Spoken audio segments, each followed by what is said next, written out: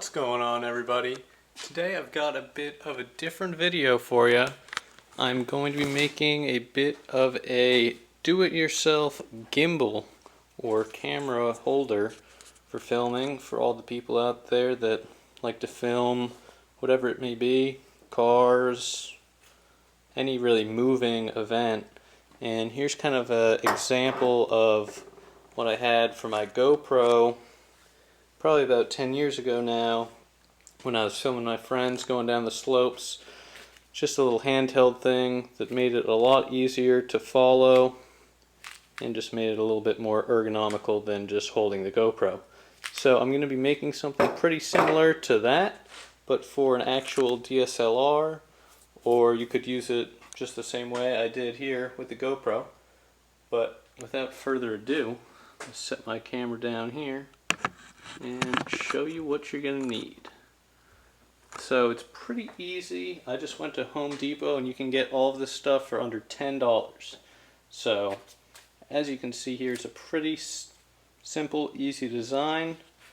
It's two corner brackets you can find in the hardware section. Corner braces, my bad. 4 inches. If you have a bigger camera, you probably want something a little bit more hefty than this, but you can get them, I think, in 6 and 8 inches as well. So this is just for reference. You pretty much just put the two corner braces together. They're 2 L's, and you'll be able to slowly be able to arc and, follow your subject around. So I'm just going to disassemble this one and use some parts from this to go over how to make one for your DSLR. So you're going to need one nut. I believe this is 1/4 by 20. I would suggest maybe getting one a little bit longer, but this one does the trick. And you're going to need a wing nut for the bottom of your camera. As you can see here, there's 2 little prongs on each end, and this allows you to fasten it with your hands instead of with a ratchet or wrench, so it's just easier to do while you're out and about. So let's get started here. You're really just going to need these 2 braces, and as you saw with the GoPro is pretty small, so it's only about that tall, so this worked just fine.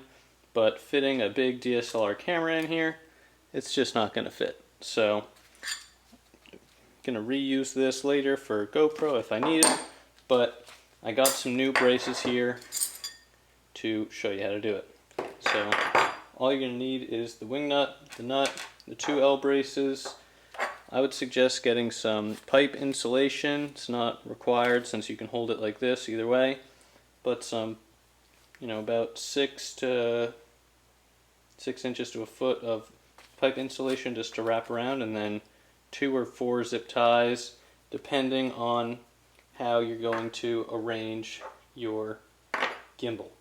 So I also got a sponge, cut it up, since I couldn't find really any rubber gaskets at Home Depot, which I thought if I put this in like this, it can give it a little bit more vibration proof, since there really isn't any gyroscope in this to hold your camera flat. You kind of have to do it with your hands. So this is super simple. You're just going to take the 2 L braces, corner braces, and put them together like that. So for the GoPro one, which is pretty light, as if you've ever had a GoPro, it's not even a pound, whereas a DSLR camera is 1, 2, 3 pounds depending on the lens you have and stuff on it. It was fine to hold it like this, but I noticed when I mocked this up originally, when I held my DSLR like this, it was super top heavy holding it right above. So I think I'm going to go with this kind of a design now, so I can kind of give it some support from the back. So all you have to do is take 1 screw. I'm going to add just a small square of the sponge in between, just for a little back one.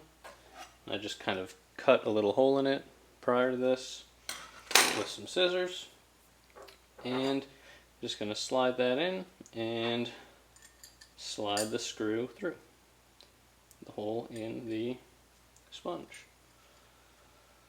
Seems kind of funny, but I think it will work fairly well.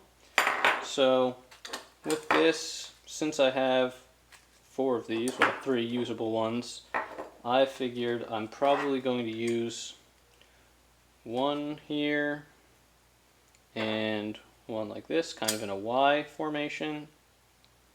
Whereas if you just want to buy one corner brace and spend, like under $5, you can, save a little money, but you'll have a little less adjustability.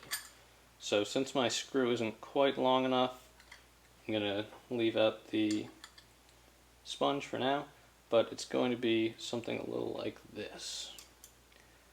So I'm going to take the nut here and the bolt, slide it through, and get the bolt on there. I'm going to take my ratchet and tighten it down. So what this is going to allow you to do, here 1 second, I need to tighten this down. So what this is going to allow you to do is have the camera on the end here, and you can be able to hold and kind of use your arms to push it around, pan with whatever your subject is, and it's just going to give you a little bit easier maneuverability of your camera. Because if you've ever tried to shoot video with a handheld DSLR and you're just using it in your hand, you know that it's super bumpy.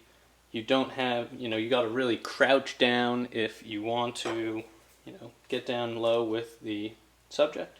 So here it is. It's a pretty rough mock-up, but that's pretty much all there is to it, besides adding a piece of the pipe insulation and then just putting zip ties around, making sure it's tight. It's just easier to hold. And then you're going to want to grab your wing nut. I don't know where I put it. Somewhere around here. There it is. And this is going to go through the bottom here. And for a Canon, it's a 1/4 by 20.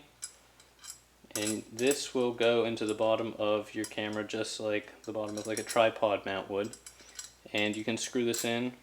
You want to have a wing nut because when you're in the field, wherever you are, you might not want to be carrying a ratchet around to hold just a regular bolt. So you're going to want to be able to fasten it with your fingers, which the wing nut makes it super easy to do with both tightening and loosening it. So that's really it. If you want, you can have one of these facing forward, one of them back, so you can kind of, if you're going just one direction or you're just going to the other. But I feel as if this gives you the most support with both your arms and allows you to kind of hold up and back on the camera if it's heavy, giving it the much needed support.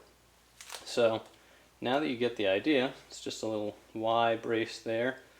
You can check out the footage I'm about to take. I'm going to take some handheld shots, just kind of zooming up to my car.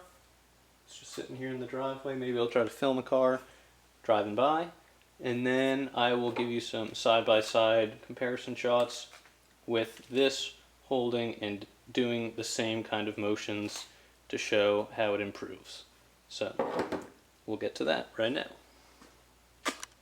Thing I forgot to mention when taking off the camera from the tripod, if you are shooting something and you're kind of zooming in like this and you want to be able to have one hand to focus, you can just use one of these brackets and hold it straight vertically, and that will allow you to have one hand on the focus ring and one hand holding the camera up. So just a note to make you aware of. So here's the FRS. I'm going to show you some clips right now of me just hand holding the camera and using the best of my arms to kind of zoom in, zoom out with my legs, and I'll be able to show you a bit of a comparison of how it compares.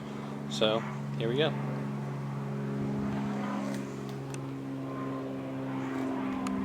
Shots here.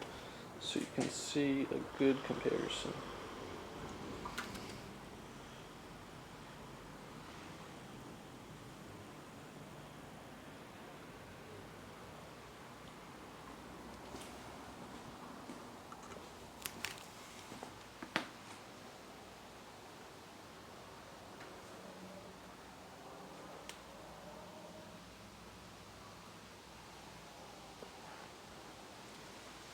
So now that you've seen this little gadget, hope you guys like it. I hope you can build one yourself and, you know, not spend $100, $200, $500, $1,000 on a little gadget that can really help you improve your filming skills.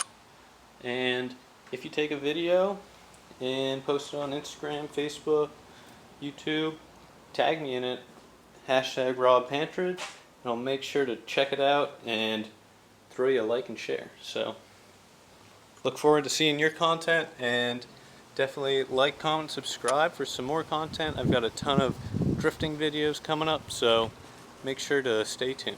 Alright, we'll see you in the next video. Alright, so this is going to be with the gimbal.